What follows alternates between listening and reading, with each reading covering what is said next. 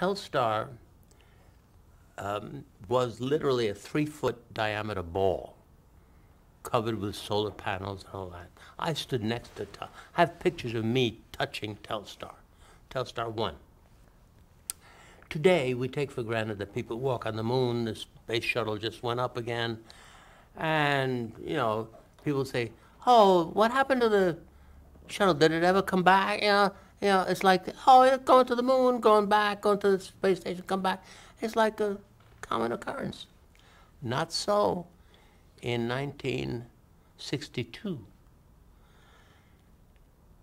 The first picture ever, television picture, ever transmitted live from Earth to outer space and back to Earth via the first Telstar. I lit that. I say, well, you, that's, but no, I wasn't in space. The whole thing took place from Andover, Maine.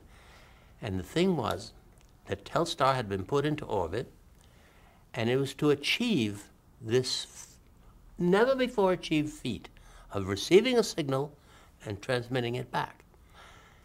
When it did that, it opened what we know today as satellite communication around the world.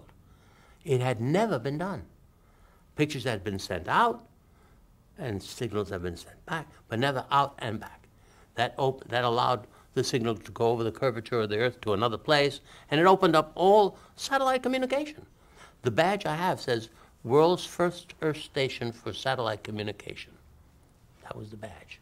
As AT&T was the sponsor of this project, and it was the AT&T Telstar. It was a great experience. It was very moving emotionally from a patriotic point of view.